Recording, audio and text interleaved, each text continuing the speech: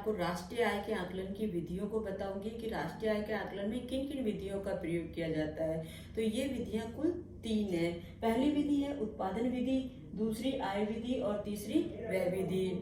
अब इन तीनों विधियों के द्वारा जब राष्ट्रीय आय का आकलन किया जाता है तो मुद्रा का जो प्रवाह की जो मात्रा है वो कैसी आती है, एक समान आती है। वो क्यों आती है? क्योंकि जब एक देश में जब संपूर्ण उत्पादन किया जाता है, उस उत्पादन की बिक्री कर जो धनराशि प्राप्त होती है वो उत्पादन के साधनों के बीच में वितरित कर दी जाती है और उन साधनों के मालिकों की वो आय होती है। इस प्रकार से वो देश के लोगों की कुल आय हुई।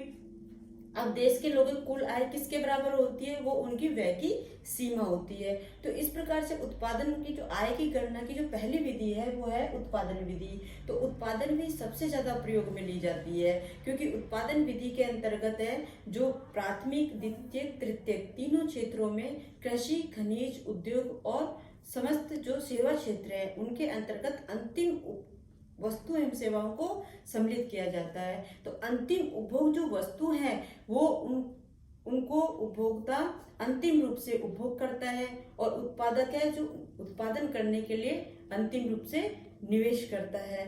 तो इस प्रकार से जो भी उत्पादित की गई मात्रा को बाजार मूल्य से गुणा करके और जो मूल्य का योग किया जाता है वो आती है कुल राष्ट्रीय उत्पाद। अब दूसरी विधि है आय विधि।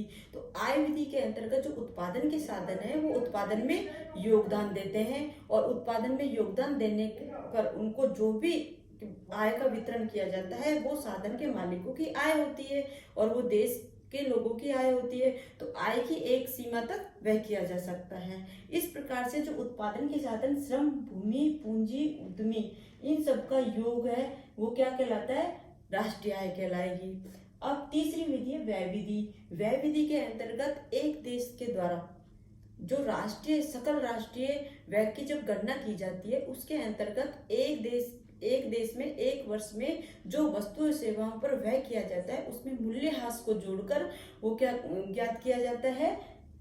GDP market price. अब वो जो व्यय के घटक है वो क्या है? निजी उपभोग व्यय है, निवेश, सरकारी व्यय और शुद्ध निर्यात। और तो इसमें है जीडीपी मार्केट प्राइस बराबर सी प्लस आई प्लस जी एक्स माइनस एम। अब सी का ये सी बराबर उपभोग व्यय, आई बराबर निजी निवेश व्यय, जी बराबर सरकारी व्यय, एक्स माइनस बराबर आयात और निर्यात का जो भी अंतर होता है वो कहलाता है। तो इस प्रकार से तीनों विधियों के द्वारा जब राष्ट्रीय आय की गणना की जाती है तो राष्ट्रीय आय के जो प्रवाह की जो मात्रा होती है वो कैसी मिलती है? एक समान प्राप्त होती है।